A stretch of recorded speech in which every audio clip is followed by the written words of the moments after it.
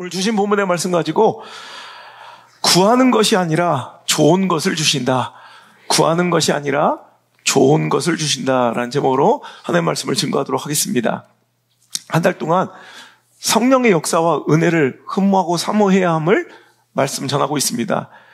상공 10km 구간에 강한 편서풍으로 인해서 사시사철 계속 불어오는 아주 서쪽에서 동쪽으로 강하게 부는 바람에 의해서 이제 비행하는 비행기는 우리나라 기준 동쪽으로, 즉 태평양을 건너 미국 쪽으로 갈 때 그 강한 편서풍의 영향을 받아 훨씬 더 수월하게 연료를 아끼며 날아갈 수 있다고 그랬죠. 그래서 미국으로 갈 때보다 올 때 2시간이나 더 걸리는 것. 즉 오늘도 미국에서 한국으로 올 때, 즉 서쪽으로 그 제트기로를 거슬러서 오는 것과 제트기로를 타고 가는 것이 2시간 차이나 날 정도로 여러분, 우리 삶에 내 능력과 한계를 뛰어넘는 강력한 편서풍, 강력한 제트기류, 영적인 제트기류, 성령의 새바람을 탈 때 우리는 내가 뛰어넘지 못했던 영적인 한계, 인생의 한계를 우리는 뛰어넘고 새로운 지경과 수준과 차원의 능력을 우리는 맞이할 수 있다는 것입니다.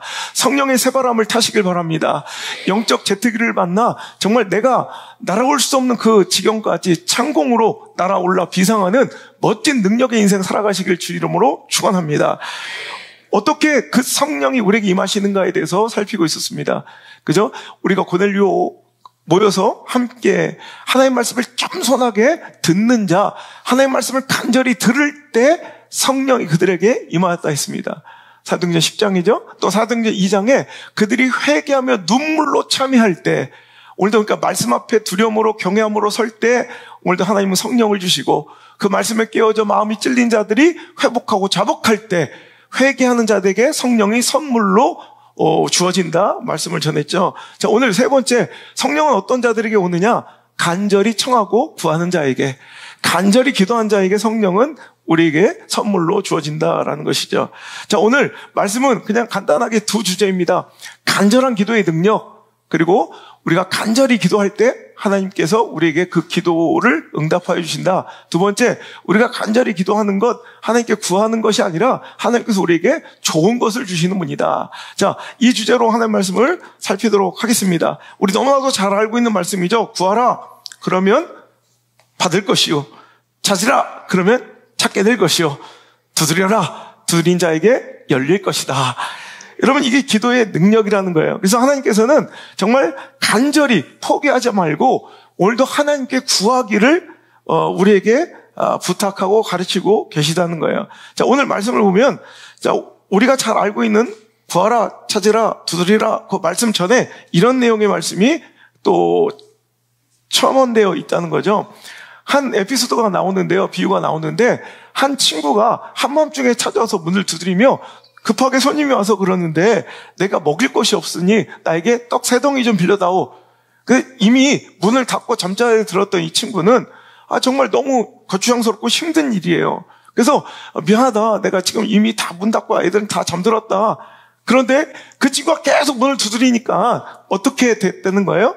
자, 8절에 비록 벗됨으로 인하여서는 일어나 주지 아니할지라도 그 간청함으로 인하여 일어나 그 요구를 들어주더라.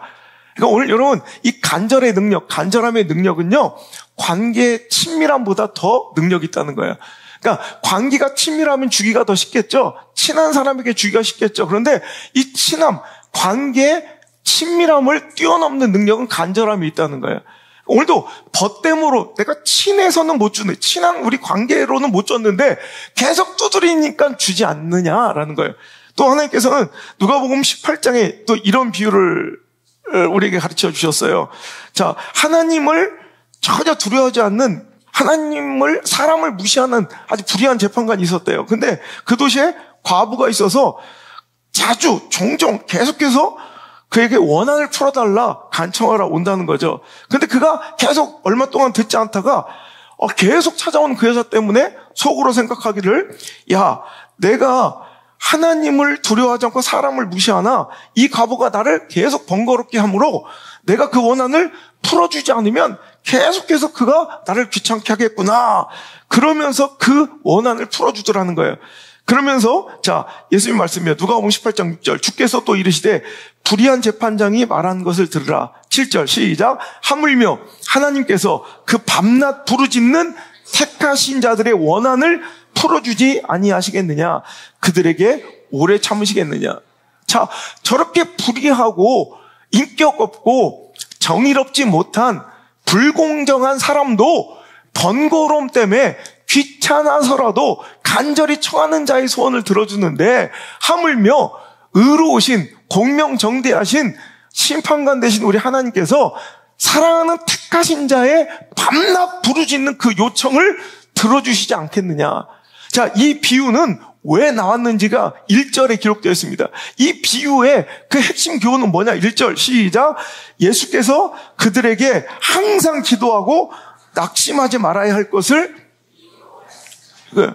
하나님께서 이 비유를 알려주신, 말씀하신 이유는 항상 기도하고 낙심하지 말고 포기하지 말고 그만두지 말고 계속해서 기도해야 될 것을, 간청하고 간절히 하나님께 구해야 될 것을 비유로 풀어 말씀하시며 이 비유를 드신 거예요.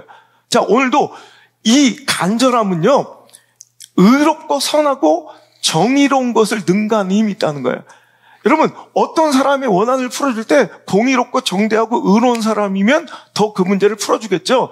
그런데 오히려 악하고 불의할지라도 간절하면 넘어가더라는 거예요. 근데 우리 하나님은 의로우시고 공정하실 뿐만 아니라 우리와 정말 인격적으로 사랑의 관계를 맺으신 우리를 너무너무 사랑하시는 분이라는 거예요. 우리 아버지시라는 거예요. 그러면 불의하고 친하지 않아도 오늘도 간절함에 오늘도 그 부탁을 들어줄 수밖에 없는 게 세상의 이치인데, 하나님은 뭐라는 거예요? 너희들 왜 구하지 않니? 너희들 왜 찾지 않니? 너희들 왜 나한테 두드리지 않니? 라고 우리에게, 여러분 보세요. 포기하지 말고 대충 하지 말고 거기서 중단하지 말고 띄엄띄엄 하지 말고 네가 원할 때만 필요할 때만 나와서 상황 좋을 때만 하지 말고 제발 간곡하게 끈질기게 간절하게 절박하게 나에게 기도해주면 안 되겠니? 나에게 구해주면 안 되겠니? 라고 하나님께서 우리에게 애고를 하시고 부탁하시는데, 이게 얼마나 아이러니한 상황이에요. 오히려 뭔가 받을 게 있는 사람은 널널하고 오늘도 주려고 하는 사람이 제발 나한테 구해줘, 제발 나한테 간절해줘, 제발 나한테 계속 기도해줘, 제발 나에게 청해줘라고 오히려 주실 분이 부탁하고 있는 거예요. 주실 분이 애원하고 있는 거예요. 이게 바로 이 설교예요. 여러분, 오늘도 받을 사람이 간절해야 되는데 주실 분이 간절해요. 여러분 그거 아세요? 하나님 마음은 늘 이래요. 여러분이 기도 응답받고 싶은 마음이 있죠. 여러분이 가정이 잘 되고 자녀들이 잘 됐으면 하는 마음이 있죠. 여러분 축복받기를 원하시죠. 아멘 안 할 거면 싹 다 망하든가. 자, 내년에 망해버려라 그럼. 여러분 잘 되기를 원하시죠. 내년이 더 기대됐으면 좋겠죠. 여러분 문제 풀렸으면 좋겠죠. 여러분 자녀들 정말 시대 가운데 중대한 인생 되었으면 좋겠죠. 난 이렇게 간절한데 우리 하나님은 나보다 덜 간절하고 뭔가 재고 뭔가 계산하고 뭔가 달아보고 계신 분처럼 느껴질 때가 있습니까? 절대 그렇지 않아요. 제가 만난 우리 하나님은요, 여러분이 기도 응답받고 싶은 그 간절함보다 여러분이 여러분 가정을 사랑하고 우리 교회가 부흥하기를 원하는 것보다 여러분 자녀가 잘 되고 존귀하게 됨을 원하는 그 간절함보다 하나님께서 여러분의 기도를 응답해주고 싶은 마음이 훨씬 더 크시고요. 여러분 자녀들과 여러분 가정을 여러분 응답하시고 축복하시고 그 문제를 풀어주시고 해결하고 싶어서 안달나신 분이에요. 그러니까 하나님께서 뭘 우리에게 요구하시는 거예요? 제발 나한테 기도해달라고 요구하세요. 내가 다 준비해놓고 너에게 줄 터이니 기도해달라고 부탁하시는 이 아이러니한 상황 속에서 오늘도 여러분 이 애원을, 하나님의 이 부탁을 안 듣는다면 정말 소망 없는 거예요. 하나님을 믿는 자들, 믿는다고 주장하는 자들 가운데 가장 큰 기적, 우리가 목도한 가장 큰 기적, 기독교 역사의 가장 큰 기적은 오병이어 홍해가 갈라진 것이 아니라 바로 하나님을 믿는다는 사람들이 하나님께 기도하지 않는 것, 이게 가장 큰 기적일 거예요.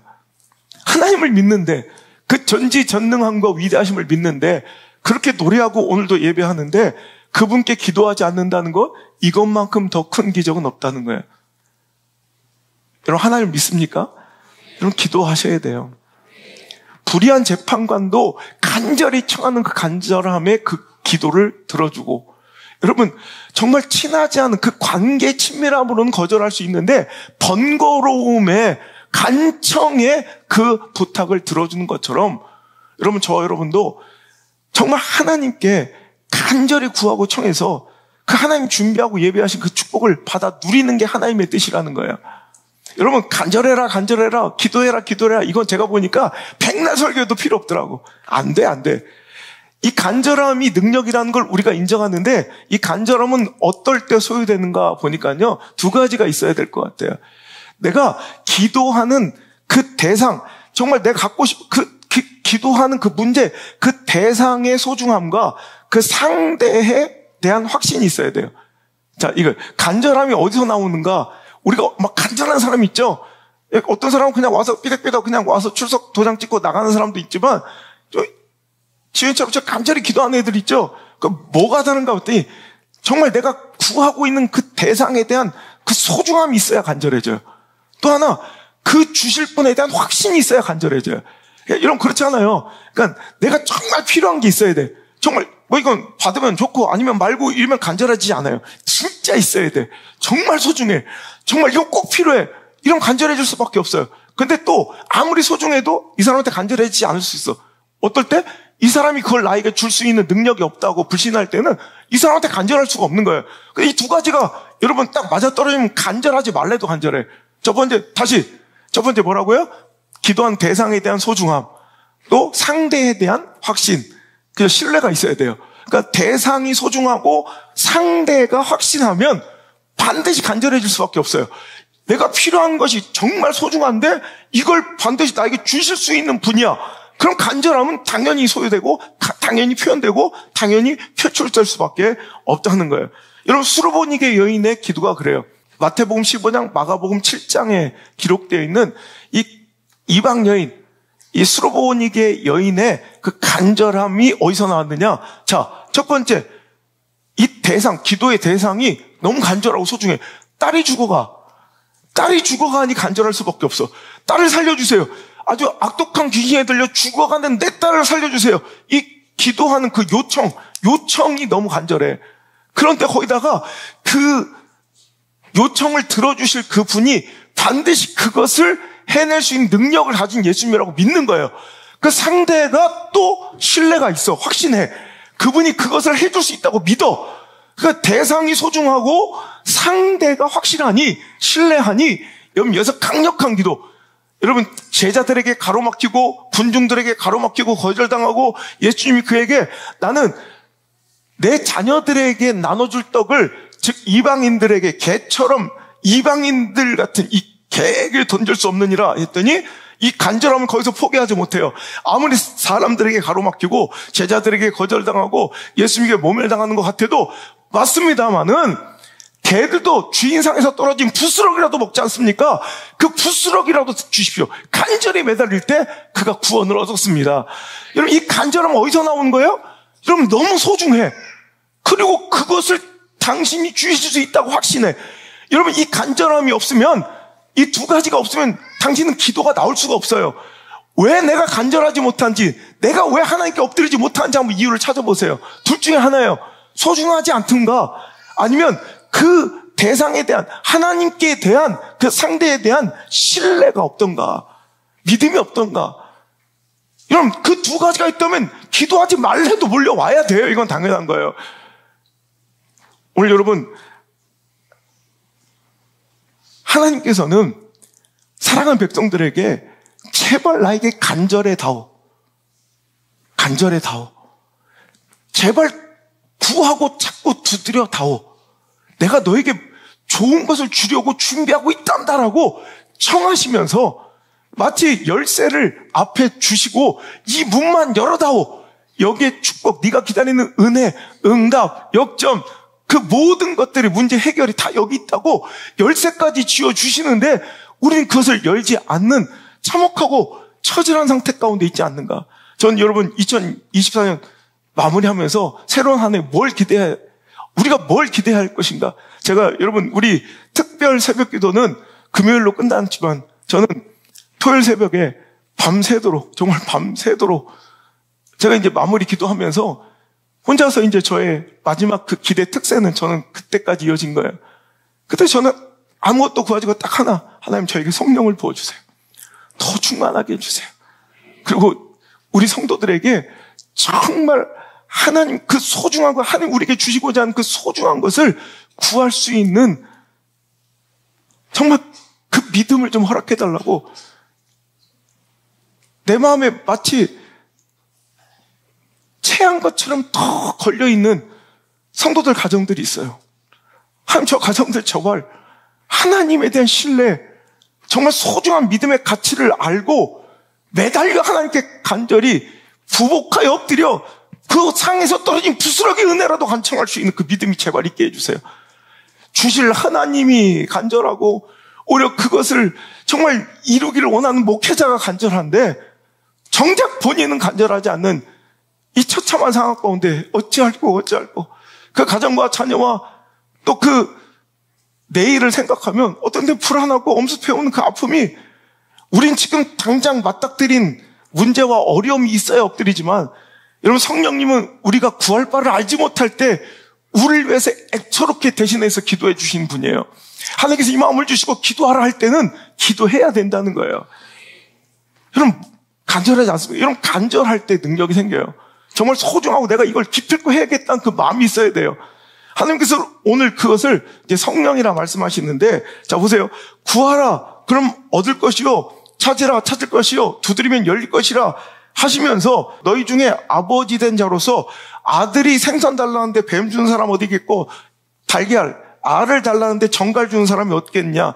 너희는 이렇게 인격이 모자라고 악한데도 불구하고 자식에게 좋은 걸 줄 알거든 하물며 너희 하늘 아버지께서 구하는 자에게 뭘 주신대요?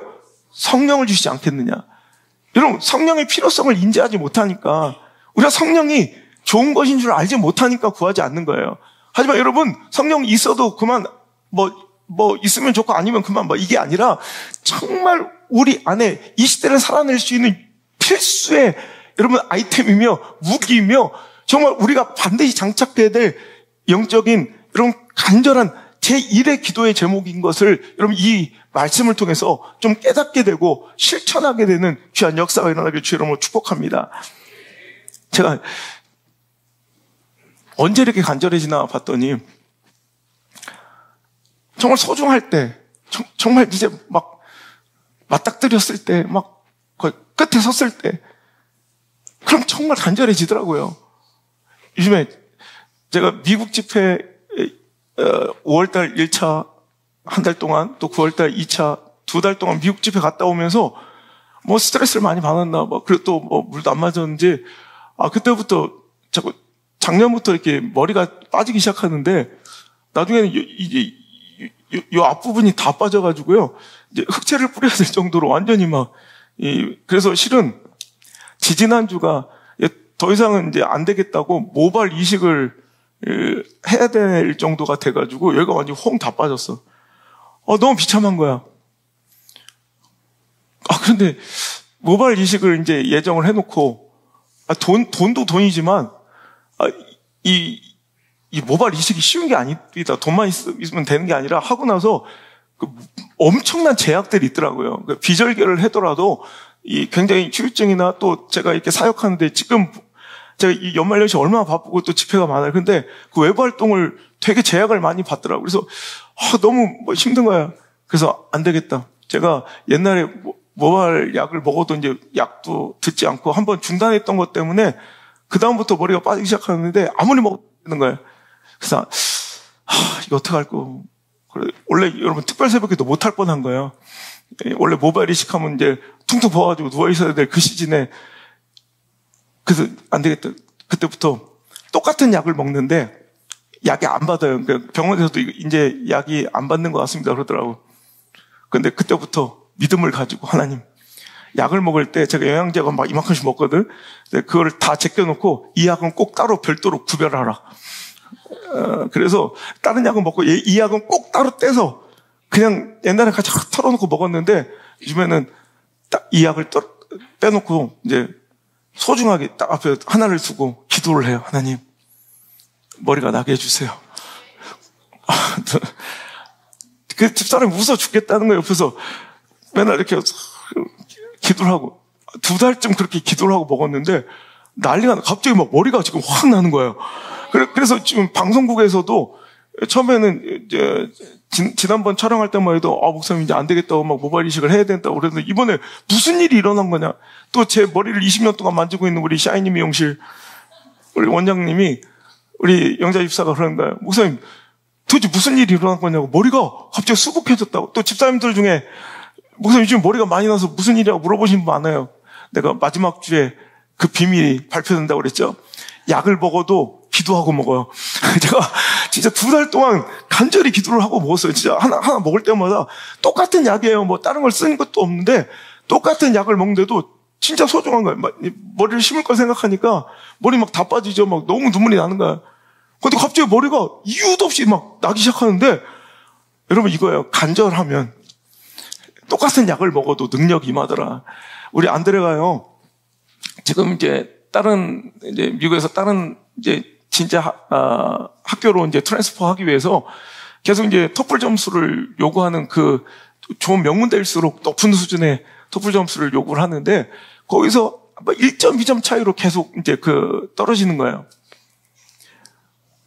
오늘 설교를 듣다가 마음에 팍 찔림이 있었대. 아빠 설교 중에 왜 기도를 최후의 수단으로 선택했느냐? 기도는 최후의 수단, 히든카드가 아니라 최선의 공격의 무기고 최선으로 사용해야 될 우리의 강력한 능력이다. 그 설교 쓰는데 자기는 항상 막 불안하고 떨리다가 딱 시험 직전에만 기도를 하고 있더래. 그래서 이번에는 그랬대요. 자, 모든 거 내려놓고 기도부터 하자. 그래서 기도만 하고 그때 갑자기 시험장에 딱 들어섰는데 그런 생각이 들더래요. 아무것도 달라진 게 없대. 내가 특별히 뭐 고급 어휘를 더 외운 것도 아니고 뭐 공부를 따로 더 한 것도 아니고 아무것도 달라진 거 없는데 딱 하나 달라졌다면 기도만 더 쌓였을 뿐이다. 그러면서 하나님 여기서 하나님 무슨 일이 일어나면 이건 정말 기도의 능력이고 하나님 살아계심입니다. 그리고 쳤는데 갑자기 훌쩍 넘었어요. 다른 게 하나도 달라진 게 없는데 그거 하나에 기도 하나에 자기 인생이 달라지는 걸 보고 하나님 살아계심을 그 기도의 능력을 경험했다고 고백을 하더라고요. 여러분 그거예요. 정말 절박하고 그게 소중하면 여러분 기도하셔야 합니다. 여러분 제가 우리 성도들 몇 분 얼마 전에 커피숍에 가가지고 제가 차를 한 잔 사주면서 이거 한 잔 먹어보시게 내가 좋아하는 커피인데 그러면서 아인슈페너라는 커피를 대접한 적이 있어요. 여러분 아인슈페너 알아요? 제가 되게 좋아하는 커피인데 아메리카노 위에 아주 달콤한 생크림이 덮여있는 커피입니다. 그래서 먹어보라고 내가 좋아하는 커피다 이렇게 사준 적이 있어요. 근데 여러분 이 아인슈페너가 원래 오스트리아 비엔나에서 탄생한 커피입니다. 근데 아시는 것처럼 오스트리아 비엔나는 이 커피의 도시예요. 커피를 굉장히 사랑하고 좋아하는 그런 나라이고 도시인데 이 아인슈페너의 탄생 배경이 뭔지 알아요? 옛날에 마차를 끌던 마부들이 커피를 너무 먹고 싶은 거야. 커피를 너무 먹고 싶은데 이 마차가 덜컹거리니까 뜨거운 커피를 먹다가 흘리거나 이제 입술을 대게 되는 거예요. 커피를 너무 먹고 싶은데 커피를 안 먹으면 그만인데 안 먹으면 뭐 먹으면 좋고 안 먹으면 그만이 아니라 그들은 항상 커피를 반드시 먹어야 되는 거야. 그러니까 어떻게 이 달리는 마차, 덜컹거리는 마차 가운데서도 커피를 마시고 싶다는 그 간절함 속에서 탄생한 게 아인슈페너예요. 그래서 따뜻한 이 커피 위에 차가운 생크림을 얹어서 두껍게 얹어가지고 아무리 마차 흔들려도 그 커피가 위로 흔들리거나 튀어나오지 않고 새어나오지 않아요. 그러니까 이게 마개처럼 뚜껑처럼 이 커피를 이제 입구를 봉해주고 그러면서 뜨거운 커피를 마셔도 이 차가운 생크림을 통해서 오면서 적당한 양을 자기가 조절해서 먹을 수 있는 이 용도로 발명된 커피가 바로 아인슈페너예요. 여러분 오늘도 커피를 그렇게 간절히 먹고 싶으니까 여러분 그 간절함 속에서 이런 아이디어가 나오다라는 거예요. 오늘도 여러분 우리가 간절함이 없는 이유는 소중함이 없기 때문에 그래요. 오늘 하나님은 구하라는 거예요. 구하면 내가 아비들이 그 자녀들이 구하는 것에 좋은 것으로 화답하듯이 하물며 하늘에 계신 우리 아버지가 너희에게 성령을 주시지 않겠느냐. 여러분, 성령이 우리에게 좋은 것인 줄 여러분 믿습니까? 성령은 우리에게 임하시면 우리가 제트기로 영적인 새바람, 성령의 새바람을 타듯 우리가 내가 갈 수 없는 곳으로 정말 내가 내 힘을 능가하고 초월한 힘으로 오히려 내가 더 풍성하고 아름다운 인생을 살아갈 줄 여러분 믿습니까? 이 소중함을 알아야 간절함이 있는 거예요. 우리가 왜 간절하지 못합니까를 다룰 것이 아니라 그 내면에 소중함이 없는 것을 일깨워줘야겠다는 생각에 오늘 이 말씀을 전하는 거예요. 자, 오늘도 간절함의 능력에 대해서 설교했다면 여러분 정말 이 두 번째로 하나님께서는 우리가 구하는 것이 아니라 뭘 주신다? 좋은 것을 주신다. 자, 오늘 동일한 본문의 평행 본문이 마태복음에 기록되어 있습니다. 7장입니다. 마태복음 7장 7절 이하의 똑같은 말씀인데, 자, 시작. 구하라, 그러면 너에게 주실 것이요. 찾으라, 그리하면 찾아낼 것이요. 문을 두드리라, 그리하면 너에게 열릴 것이니 구하는 이마다 받을 것이요. 찾는 이는 찾아낼 것이요. 두드린 자에게는 열릴 것이니라. 너희 중에 누가 아들이 떡을 달라 하는데 너희가 악한 자라도 좋은 것으로 자식에게 줄 알거든. 하물며 하늘에 계신 너희 아버지께서 구하는 자에게 좋은 것으로 주시지 않겠느냐. 자, 하나님께 뭐라고 하세요? 봐봐. 하늘에 계신 너희 아버지께서 구하는 자에게 구하는 것을 주신 것이 아니라 뭐예요? 구하는 자에게 좋은 것을 주시지 않겠느냐라고 말씀하세요. 이 평행본 다시 우리 본문으로 돌아오면 그 말씀이 뭐예요? 너희가 악할지라도 13절 좋은 것을 자식에게 줄 알거든. 하물며 너희 하늘 아버지께서 구하는 자에게 성령을 주시지 않겠느냐. 자, 오늘 좋은 것, 구하는 자에게 좋은 것 주시는데 그 좋은 것은 누가복음에 비추어 보면 그 좋은 것이 뭐라는 거예요? 성령이시라는 거예요. 이해가 되세요?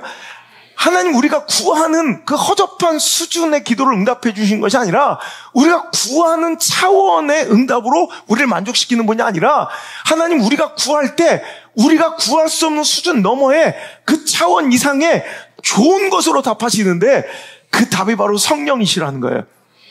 여러분, 가장 좋은 것을 우리에게 주시길 원하시는 하나님께서 우리의 수준은 뭐예요? 상황을 모면할 당면한 문제, 이 급한 불을 끄게 해달라고만 기도하지만 하나님께서는요, 내 수준과 형편을 그 기준으로 그 수준에 맞는 그 형편과 사정에 맞는 일과 그 사역을 하나님께 구하지만 하나님은 그렇게 답하지 않으세요.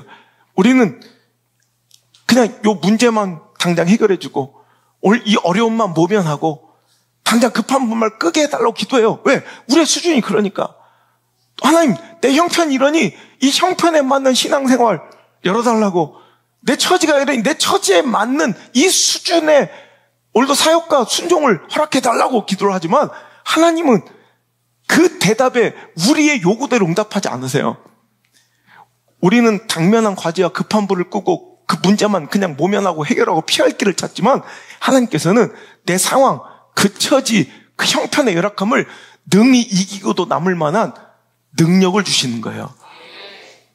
우리는 내 수준에 맞는 길, 내 형편에 맞는 사역, 내 수준에 맞는 일을 달라고 기도하지만 우리 하나님은 그렇게 답하지 아니하시고 내 수준에 맞는 일을 구하는 우리에게 좋은 것, 오늘도 그 일을 감당할 수 있는 능력을 주시는 거예요. 오늘 우리 이렇게 기도해야 돼요. 하나님, 내 수준에 맞는 일을 구할 것이 아니라 그 일에, 맡겨주신 일에 맞는 능력을 구해야 되는 거예요. 근데 우리는 수준이 항상 열악해서 형편껏 살게 해달라고, 내 처지껏 믿게 해달라고, 내 상황에 맞게 말씀에 순종하고 살게 해달라고 기도하지만 하나님은 그런 기도에 뭐라고 답하지? 그 간절히 기도하는 우리 낮은 수준의 하나님은 야, 그렇게 기도하지 마. 네 수준에 맞는 네 형편에 맞는 신앙이 아니라 그 맡겨준 사명, 맡겨준 사역, 너에게 주신 그 선포된 말씀을 순종하고 오늘도 이룩해낼 수 있는, 이겨낼 수 있는 능력을 달라 하나님께 기도해야지. 하나님 이렇게 말씀하신다는 거예요. 하나님 우리에게 그 피할 길을 주시는 것이 아니라 능력 주셔서, 성령 주셔서 능히 그 모든 상황과 처지 형편을 이겨낼 수 있게 하시는 하나님이시라는 것을 기억하시길 바랍니다. 여러분, 성령은 이렇게 우리에게 소중한 거예요. 여러분, 오늘도 그래서 이 소중함을 알고 있는 자들은 하나님께 간절히 구할 수밖에 없어요. 오늘도 간절해질 수밖에 없어요. 그 성령을 선물하신 하나님께 매달릴 수밖에 없어요. 여러분, 이 성령은 있어도 되고 없어도 되는 것이 아니라 그 성령의 힘은 가히 압도적이라, 여러분, 우리가 상상할 수 없는 수준이라 그 성령의 맛을 한번 보고 영적인 제트기를 한번 타본 사람은 다른 것을 하나님께 구할 수가 없어요. 제가 밤새도록 엎드려서 성령만을 구한 거. 하나님, 성령을 주세요. 성령을 주세요. 더 뜨겁게, 더 뜨겁게, 하나님 더 충만하게, 더 충만하게 성령을 달라 기도하지 다른 걸 여러분 기도하지 않아요. 오늘도 애처롭고 가련한 기도, 그 기도의 그 대상자들, 그 가정들, 그 인생들을 두고 하나님 요거 이렇게 구체적으로 구하지 않고 하나님 성령을 주세요. 은혜를 더 충만하게 덧입혀달라고 기도해요. 그거면 충분하니까. 그럼 우리가 구한 것 이상의 능력과 역사가 벌어지니까 그들이 구하고 기도하는 그 답이라고 생각하는 것을 능가하는 하나님 역사가 그 삶 속에서 재현되고 역사가 일어나니까 새 일을 보게 되니까 할렐루야. 여러분, 이 간절함이 있어야 된다는 거예요. 여러분, 제가 늘 성령의 이 간청과 간절함에 대해서 설교할 때 자주 언급하는 사람 이반 로버츠라고 기억하십니까? 여러분, 웨일즈의 부흥을 이끌었던 이런 기독교 역사의 큰 획을 그은 위대한 인물 중에 하나이고 제가 가장 좋아하는 그런 사역자 중에 한 명인데 12살 때부터 무려 13년을 한 가지 기도만 해요. 여러분, 12살짜리가 얼마나 어려요? 12살짜리. 12살이 누구야? 12살이면 뭐 넌 몇 살이냐, 도현이? 그러니까 저보다 어린애가 와가지고 그냥 꾸역꾸역 앉아있는 게 아니라 와서 뭐 졸고 있는 게 아니라 쇼하고 있는 게 아니라 추석 체크만 하고 가는 게 아니라 간절히 구하는 거예요. 성령 달라고. 지긋지긋하게 너무너무 가난한 이 이반 로버츠는요, 12살 때부터 학업을 다 중단한 채, 여러분, 너무너무 가난한 지긋지긋한 이 집안 형편 때문에 12살짜리가 탄광에 들어가 이 광부가 돼요. 12살짜리가. 여러분, 얼마나 고단하고 처참한 인생에 12살짜리가 하는 수 없이 자기 의지도 아니고 가정 형편에 떠밀려 탄광에 들어가 일을 해야 되는 이 처참한 상황 속에 그는 얼마나 바라고 구하고 싶은 그 소원과 간청들이 많았겠어요. 하지만 이반 로버츠는요, 12살 때부터 하나님, 저를 하나님의 역사의 주인공으로 사용해 주시고 제 인생을 하나님께 헌신하오니 나의 꿈은 언제나 주님을 위해 일하는 것입니다. 그래서 그는 만약에 내가 하루라도 기도의 자리에, 예배의 자리에 빠졌는데 그때 성령의 임재와 초대교회에 일어났던 그 놀라운 성령의 역사와 기름 부음이 오순절 마가의 다락방에 임했던 성령의 불이 혹시 그날 임할까봐 그는요, 그 탄광의 강도로서 그렇게 고단한 삶을 살면서도 일이 끝나면 1.6km까지 그 1.6km 떨어져 있는 그 교회까지 그 어린 소년이 혼자 다른 박질을 해서 하루도 빠지지 않고, 단 하루도 빠지지 않고 매일 교회에서 열리는 기도회와 예배 하루도 빠지지 않고 참석해서 하나님께 성령을 구하는 거예요. 13년 동안, 12살짜리가 13년 동안을 간절히 기도하던 그 어느 날 13년 뒤에 25살 되었던 1904년 9월 달에 드디어 그 기도가 응답이 됐는데 세스 조슈아 목사님의 부흥회가 열렸고요. 그때 조슈아 목사님의 설교 중에 그는 갑자기 성령의 급한 바람과 강력한 성령의 임재를 13년 만에 맛보게 됩니다. 그는 밤새도록 그 바닥에 엎드려 하나님, 나를 굴복시켜 주옵소서. 하나님, 저를 굴복시켜 주옵소서. 하나님, 나를 굴복시켜 주옵소서. 그렇게 밤새도록 기도하고 내가 하나님께 굴복한 이후에 평강이 마치 물이 바다를 덮은 같이 그 평강과 평안의 파도가 나를 뒤엎는 것을 경험했다 고백을 합니다. 여러분, 12살짜리가 25이 될 때까지 13년 동안을 이 성령의 임재와 기름 부음을 간절히 청하며 하루도 빠질 수 없었던 이 간절함은 성령의 역사의 위대함을 알았기 때문이에요. 다른 거, 이 가난한 지긋지긋한 인생을 돌파하기를 원합니다. 재정적으로 지원해 주기를 원합니다. 학교 다니고 싶습니다. 이게 아니라 성령의 사람이 되어 하나님의 나라와 그 뜻을 위하여 사용되는 하나님의 일꾼 되기를 청하며 12살짜리 꼬마 탄광 광부가 하루도 빼놓지 않던 기도에 하나님은 응답하셔서 1904년 9월 그에게 성령은 기름 붓듯 초대교회 불처럼 바람처럼 임했던 그 성령이 그에게 임했고요. 여러분, 그는 성령의 사람이 되었는데 놀라운 것은요, 그때 부흥회를 인도했던 세스 조슈아 목사님도 실은 4년 전부터 동일한 기도를 하고 있었대요. 하나님, 웨일즈의 부흥을 이끌 일꾼을 보내주십시오.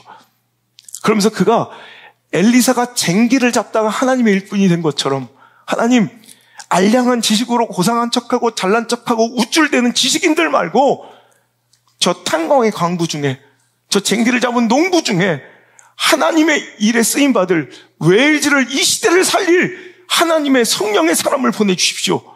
그 기도의 응답이 바로 이반 로버츠였던 거예요. 두 사람의 그 간절한 기도가 여러분 이루어져서 그날 성령의 불이 압도적으로 이반 로버츠에게 임했고요. 이반 로버츠는요, 그날 막 울면서 하나님께 받은 꿈과 비전이 뭐였냐면, 이제 너를 통해 시작된 이 놀라운 성령의 불길이 들불처럼 번져 10만 명의 영혼이 살아나고 돌아오게 될 것이다. 그 터질 듯 뛰는 불 붙는 그 심장을 가진 이반 로버츠가 수요 저녁 예배 때 담임 목사님께 간곡히 청해서, 이제 이반 로버츠가 수요 예배 끝나고 오늘도 전할 말씀이 있다니까 오늘도 시간 되신 분은 남아주시길 바랍니다라는 그 광고에 마지막까지 기다려 그 이반 로버츠의 그 이야기를, 그 간증을 듣게 된 사람이 17명의 사람들이 모여서 그 25살짜리 청년의 간증을 듣게 되는데, 그가 눈물로 하나님께 받은 비전을 그 17명의 사람들에게 토해낼 때 불이 되어 그들에게 임했고요. 그 17명 위에 임하신 성령의 역사가 얼마나 뜨거웠던지, 그 성령의 그 복음의 역사가 여러분 웨일즈 땅에 막 소문이 나기 시작하고, 그때부터 하나님께서 우리에게 10만 명의 영혼을 돌려보내주신답니다. 말도 안 되는, 사람들이 이성적으로 생각할 때는 다 비웃음거리, 조롱거리가 될 만한 그 이야기에 여러분 성령의 불이 떨어진 그 공동체에는요, 그것이 아멘으로 받아들여졌고 4개월 만에 무려 8만 5천 명의 영혼이 여러분 회심하고 회개하며 돌아오는 놀라운 역사가 벌어졌다는 거예요. 여러분, 들불처럼 번진 그 놀라운 역사는 그리 얼마 되지 않아 하나님 약속하신 대로 여러분 10만 명의 영혼이 회개하고 웨일즈 땅에 회심하고 돌아오는 기적 같은 역사가 일어났다는 거예요. 초대교회처럼. 할렐루야. 여러분 120년 전 여러분 그 초라한 시골 동네에 여러분 4개월 만에 8만 5천 명이면 여러분 어떻게 일주일에 5,300명씩 막 5,000명씩 몰려드는 거예요. 5,000명씩. 여러분 사도행전의 그 이야기가 끝난 사건이 아니라 5,000명씩 막 몰려온 거예요. 5,000명씩. 이거는 사람이 할 수 없는 하나님의 역사입니다. 이게 바로 영적 제트기류예요. 이게 성령의 새바람이에요. 성령의 새바람을 타면 인간의 제도와 프로그램과 열심과 노력과 공로로 할 수 없는 하나님의 놀라운 새 일들이 일어날 줄 믿습니다. 이 복음의 역사가 웨일즈를 넘어 영국과, 이제 웨일즈는 아시죠? 이렇게 스코틀랜드, 잉글랜드 이 안에 본토 안에 붙어있죠. 웨일즈는 옆에 영국 본토와 아일랜드까지 퍼져갔고요. 여러분 1년 뒤에 1905년에 그 유명한 영국과 인도의 부흥운동으로 퍼져갔고, 또 영국으로 인한 아프리카 부흥운동으로 번져갔으며, 그 부흥의 파도가 대서양을 건너 1906년에는 미국 LA의 그 유명한 아주사 대부흥운동이 일어난 것이고요. 그 바람이 다시 한번 태평양을 넘어 그 다음에 이듬해 1907년에는 평양 대부흥이 된 것이고요. 그 불길이 또 한번 번져 1908년 그 이듬해에는 바로 만주 중국의 대부흥운동을 일으키게 된 것입니다. 12살짜리 한 소년의, 탄광 광부 소년의 13년간의 끈질긴 그 간절한 기도가 1904년에 웨일즈 대부흥이 되었고요. 1905년에 영국, 인도 대부흥, 아프리카 대부흥 운동을 이끌었고요. 1906년에 미국 LA 아주사 대부흥이 일어났고요. 1907년에 여러분 이 아시아, 이 평양 대부흥이 일어났고요. 만주, 중국 대부흥의 전초와 여러분 마중물이 되고 여러분 도화선이 되었다는 거예요. 여러분 성령의 역사는 이렇게 참으로 우리의 수준과 생각을 뛰어넘는 놀라운 역사의 시발점인 줄 믿으시길 바라고요. 우리도 이반 로버츠처럼 하나님 저를 굴복시켜달라고, 하나님 나에게 그 능력을 부어달라고, 성령이 임해달라고 여러분 기도하시길 바랍니다. 그는 예배를 위해서 기도할 때마다 예수 그리스도의 이름으로 성령을 부으소서, 예수 그리스도의 이름으로 성령을 강력하게 부으소서, 예수 그리스도의 이름으로 성령을 더 강력하게 부으소서, 예수 그리스도의 이름으로 성령을 훨씬 더 강력하게 부으소서. 매일 이렇게 기도했다고 그래요. 다시 한번, 예수 그리스도의 이름으로 성령을 부으소서, 예수 그리스도의 이름으로 성령을 강력하게 부으소서, 예수 그리스도의 이름으로 성령을 더 강력하게 부으소서, 예수 그리스도의 이름으로 성령의 능력 훨씬 더 강력하게 부으소서. 매일 예배 가는데 그냥 참여하지 않고요, 그냥 왔다 가는 형식적인 종교의식이 아니라 성령 하나님 오늘 이곳에 임해달라고, 강력하게 임해달라고, 훨씬 강력하게, 더 훨씬 강력하게, 훨씬 더 강력하게 임해달라고 그는 간절히 청할 때 하나님 그 간절히 구한 자에게 가장 좋은 것, 성령의 기름 부음으로 답하셨음을 믿으시길 바랍니다. 웨일즈 그 부흥의 결과가요, 작은 도시의 한 곳의 각성으로 끝나지 않고요, 웨일즈 한 나라를 완전히 불태우는 거룩한 불이 되어오는 줄 믿습니다.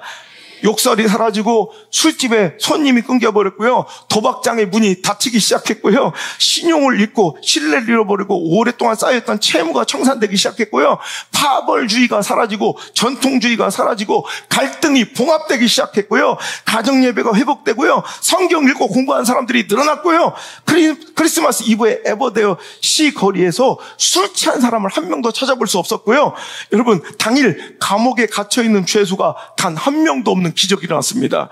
에버칸시 경찰 재판소에 재판이 한 건도 없는 날이 있었는데 이것은 역사상 처음 있는 일이라고 합니다. 여러분, 이런 일이 성령의 역사 가운데 일어나요. 범죄가 사라지고 욕정과 욕망이 사라지고 탐욕과 우리 욕심들이 절제되고, 여러분 신용과 신뢰가 다시 회복되고 갈등이 봉합되고 분열과 찢어진 사회가 하나 되는 역사는 어디에서 일어나는 거예요? 성령의 역사가 그 도시를, 그 나라를 뒤덮을 때 이런 일이 일어나더라는 거예요. 그렇다면 여러분, 대한민국 이 슬픈 조국의 현실을 볼 때 우리가 지금 가장 필요한 것이 무엇인지를 여러분 이제 이해하시고 인정하십니까? 이런 탄핵을 찬성하느냐 반대하느냐, 어느 정파와 진영의 승리를 외치며 거리에서 데모할 것이 아니라, 주여 우리에게 성령을 부어 주옵소서, 성령을 더욱 강력하게 부어 주옵소서, 성령을 훨씬 더 강력하게 부어 주옵소서. 그 성령이 우리에게 임할 때 혼란과 갈등, 분열과 분노를 성령의 불로 다 도말해 주시고 태워 주실 때 우리나라 이 조국이, 정말 소망 없고 혼란스러운 이 정국이 이제 문제 해답을 얻으며 다시 한번 소망의 웃음소리가 넘쳐난 땅이 될 줄 믿습니다. 이제 끝까지 갈 때까지 가보지 않는 막장 정치가 사라지고 분노함에 이를 가는 양 진영의 극단적인 이분법의 분노 정치가 끝이 나고 성령이 임하실 때, 여러분 어린 양과 사자가 뛰어노듯, 여러분 표범과 어린 양이 뛰어놀듯 모두가 화평하고 평화로운 그 소망의 시대는 다른 곳에 있지 않습니다. 다른 곳에 정답이 있지 않냐고요. 바로 성령이 우리에게 임하실 때 일어나는, 여러분 놀라운 일인 줄 믿으시길 바랍니다. 엘리사는 그래서 엘리야에게 당신의 사역 가운데 일어났던 그 성령의 역사에 갑절을 나에게 달라 기도합니다.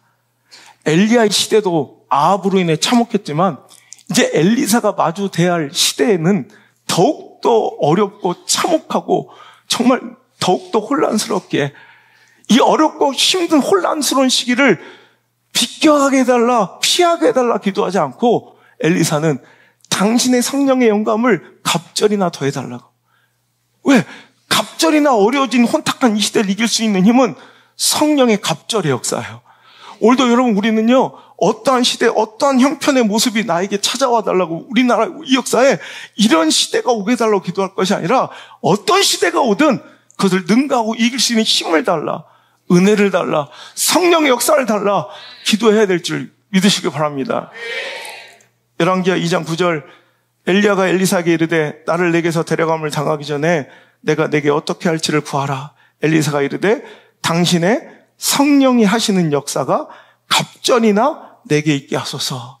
오늘도 여러분 우리가 구해야 될 것은 어떠한 시대의 아픔과 어려움을 모면할 것이 아니라, 하나님 어떤 시대가 오든 그 시대를 이길 수 있는, 그 어려운 봉착한 문제를 감당할 수 있는, 그 갈등과 그 분열의 시대를 반드시 헤쳐나갈 수 있는, 그 억압과 탄압과 그 압박도 견뎌낼 수 있는 능력을 주옵소서. 성령의 역사를 주옵소서 기도해야지 우리가 원하고 추구하는 모습을 이루어달라 기도할 것이 아니라는 말이죠. 여러분, 성령은 우리에게 있어도 되고 없어도 되는 선택의 조건이 아니라 로마서 8장, 여러분 성경 복음의 정말 진수라고 여겨지는, 정말 백미라고 여겨지는 로마서 8장, 우리가 성경 가운데 한 장만 외워야 된다면 우리가 꼭 외워야 될 한 장, 로마서 8장. 여러분, 이 로마서 8장에 복음의 핵심의 그 진수와 정수를, 복음을 가르치면서 여러분 성령의 역사를 이렇게 표현합니다. 로마서 8장 4절, 육신을 따르지 않고 그 영을 따라 행하는 우리에게 율법의 요구가 이루어지게 하려 하심이니라.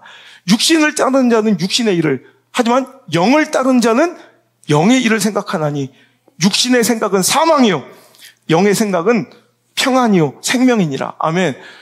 여러분, 육신의 생각은 죽음으로, 사망으로 이끌어가지만 영의 생각은 생명과 평안으로 인도되어질 줄 믿습니다. 육신의 생각은 하나님과 원수되는 거예요. 하지만 육신에 있는 자들은 하나님을 기쁘게 할 수 없는 거예요. 왜? 육신의 안에 거하는 자들은 하나님의 법을 따라 살 수가 없어요. 여러분, 그의 의지로는, 그의 힘과 노력으로는, 애씀으로는 도저히 하나님의 뜻을 따라 살 수 없으므로 하나님을 절대 기쁘시게 할 수 없어. 그래서 우리에게 성령이 필요한 거예요. 9절 함께 읽겠습니다. 시작. 만일 너희 속에 하나님의 영이 거하시면 너희가 육신에 있지 아니하고 영에 있나니 누구든지 그리스도의 영이 없으면 그리스도의 사람이 아니니라. 여러분, 성령이 없으면 그리스도의 사람이 아닌 거예요. 오늘도 우리는 성령을 구하는 자가 돼야 돼요. 성령을 어떤 신비주의 활동가들, 어떤 특별한 사람들의 그런 어떤 전유물처럼 여길 것이 아니라 우리 안에, 이건 성경 말씀이잖아요. 성경 말씀. 오늘도 우리 안에 성령이 없으면 그리스도의 사람이 아니에요.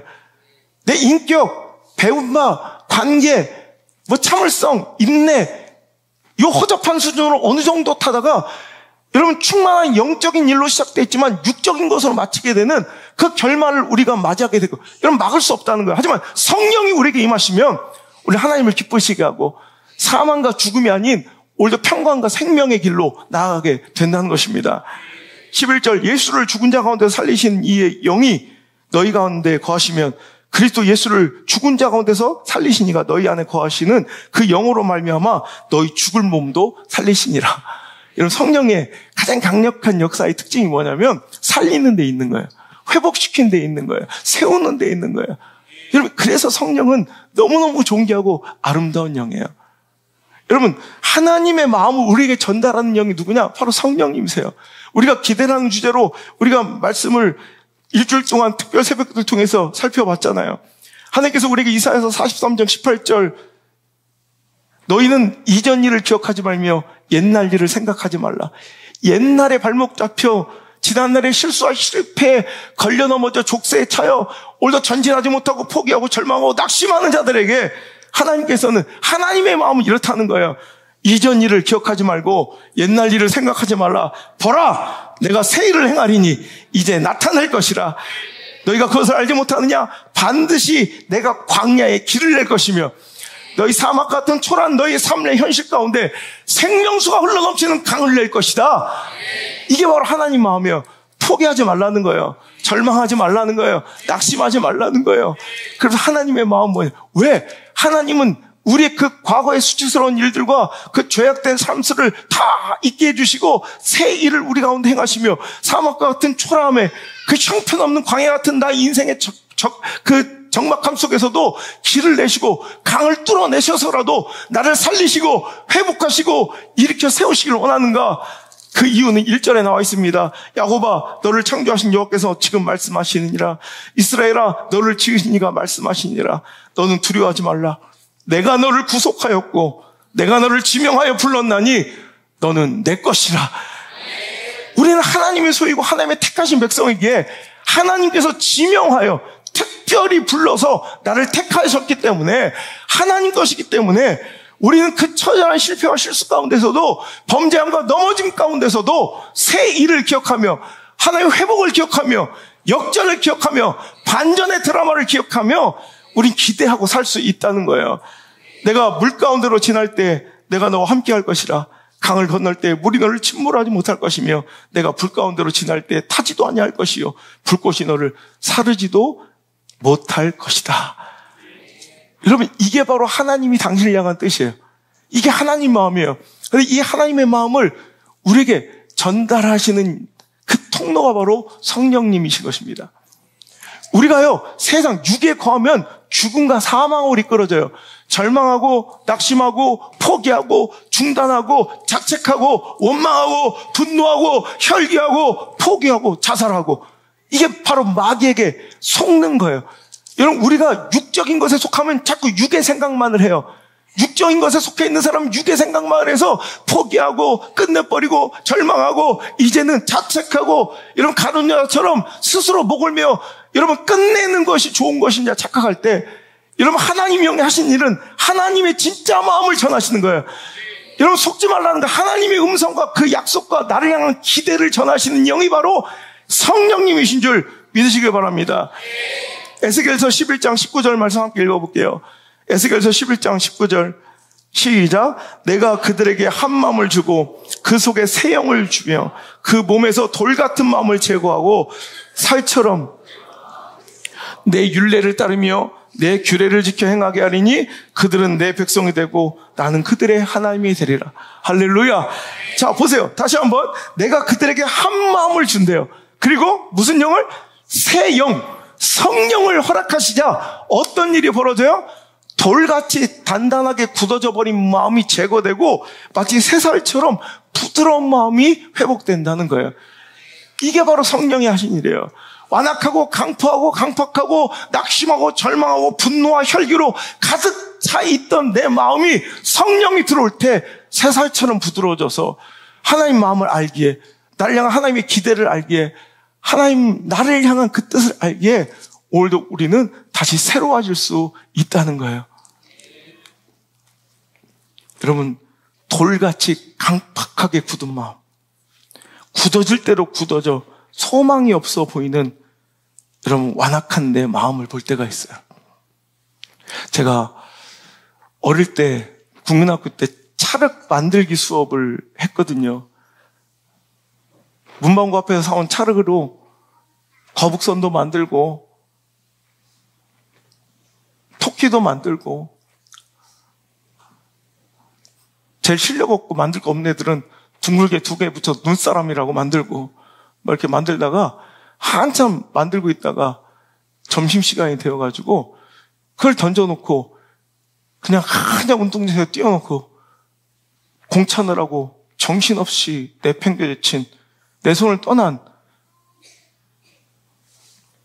그 진흙 찰흙은요, 어느 순간 딱딱한 돌처럼 굳어 다시 빚을 수 없는, 이건 쓸 수 없는 딱딱한 돌멩이가 되어 있더라고요. 그걸 쓰레기통에 버리려 하자 우리 선생님이 하셨던 말씀이 기억나요. 버리지 마, 버리지 마. 물을 조금 갖다 부어서 계속 주물러, 계속 만져봐. 아니, 이 딱딱하게 굳어버린 돌덩이가 그런다고 되겠습니까? 근데 아니라는 거예요. 선생님은 그냥 믿고 계속 주물러라는 거예요. 우리는요, 점심시간 이후에 계속 이어진 미술 시간에 계속 그 딱딱하게 굳어진 돌덩이 같은 그 찰흙에 물을 끼얹고 계속 주물르기 시작했어요. 정말 조금만 충격에도 깨어지고 금이 가고 벌어지고 도저히 소망 없어. 이 돌덩이 같은 게 어느 순간 조금씩 물러지기 시작하더니 계속 주물렀더니 어루만졌더니 이게 다시 아주 그냥 부드러운 찰흙으로 변해서 내가 마음껏 빚을 수 있는 아름다운 이런 창조물이 또 되어 있더라는 거예요. 여러분, 이번에 제가 쓴 책 그 표지 사진이 바로 거기에서 나왔어요. 버티고 견디고 살아내라.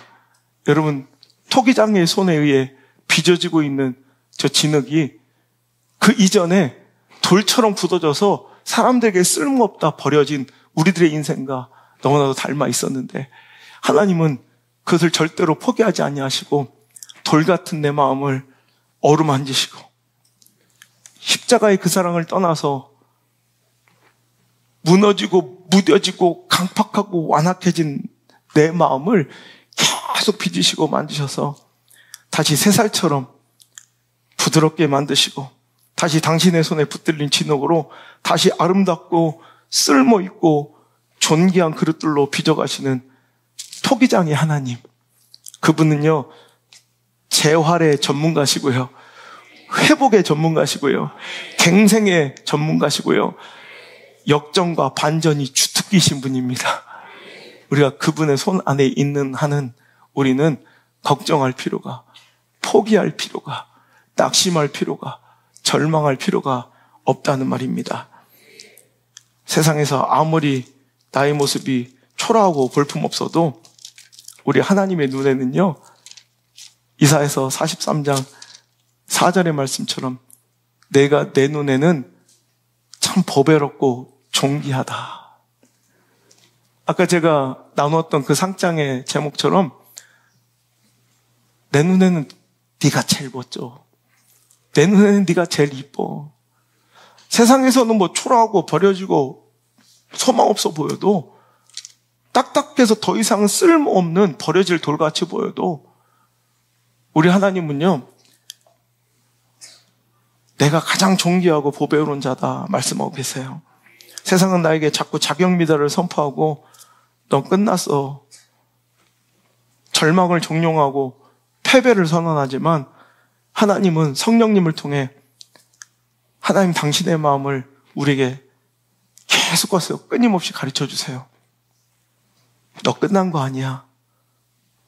너 끝난 거 아니야. 너는 내 것이라. 내가 너를 포기할 수 없어. 그러니 제발 버티고 견디고 살아내라. 제발 버티고 견디고 살아내라. 성령님을 통해 우리에게 간곡히 청하시는, 애원하시는 이 목소리가 들려지는 이 시간 되기를 주의 이름으로 축복합니다. 너는 보배롭고 존귀한 주님의 자녀라. 세상에서 나의 모습이 아무리 초라하고 볼품없어도 하나님께만큼은 나는 가장 존귀하고 보배로운 자인 것을 망각하지 않게 하옵소서. 이것을 일깨워주고 이 마음 전달해 주시는 성령님 우리 안에 내주하여 주시고, 우리는 그 성령님의 역사를 기대하며 끊임없이 성령의 임재를 구하는, 간청하는 간절한 기도자 되길 원합니다. 성령의 그 소중함, 그 역사하심의 필요성을 느끼고 선물로 나에게 허락하신 하나님을 기대하고 신뢰하며 간절히 엎드려 기도하는 기도자들이 정말 종교의식에 능숙하고 교회생활 익숙한 자들이 아니라 정말 하나님 믿고 성령 구하는 기도자들이 이 재단에 넘쳐나게 도와주옵소서. 그렇게 간절히 하나님께 기도하고 구하고 찾고 두드린 자들에게 하나님 성령을 선물로 허락하여 주셔서 가장 좋은 응답 성령님을 우리에게 허락하여 주셔서 하나님 마음을 가르쳐 주시고, 하나님 마음은 절대로 나를 포기할 수 없으며 너는 내 것이라, 넌 끝난 거 아니라고, 사랑하는 내 아들아, 사랑하는 내 딸아, 그러니 제발 버티고 견디고 살아내라 하시는 그 하나님의 음성을 뚜렷이 듣는 우리 사랑하는 성도들 다 될 수 있도록 인도하여 주옵소서.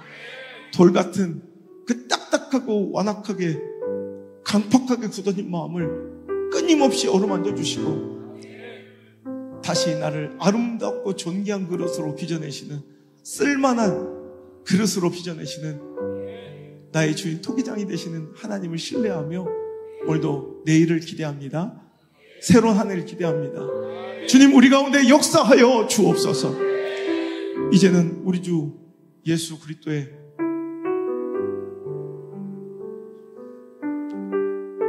그 사망과 어둠을 뒤엎으시는 역전승의 은혜와 나를 포기하지 못하시고 너는 내 것이라 말씀하시며 독생자 아들을 십자가에 달아서라도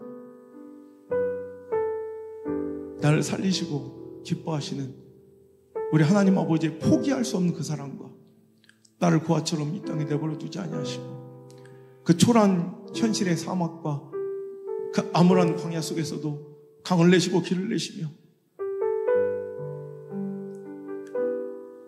돌 같은 내 마음 어루만져 부드러운 새살 같은 소망과 희망과 생명의 마음 허락하시는 우리 보혜사 성령님의 어루만지시는 그 손길이 오늘 이 자리에 나와 나를 향한 하나님의 그 따뜻한 음성, 버티고 견디고 살아내다오. 사랑하는 내 아들아, 끝난 거 아니야. 사랑하는 내 딸아, 끝난 거 아니야. 그러니 제발 버티고 견디고 살아내라 하시는 그 말씀, 그 음성 듣고 돌아가는 사랑하는 모든 성도들의 머리 위에와 우리 미디어 성전, 우리 사랑하는 영상 예배자들 모든 삶 가운데 이제부터 떠나가지 마시고 1초도 떠나지 마시고 영원토록 함께 머무시기를 간절히 축원하옵나이다. 아멘.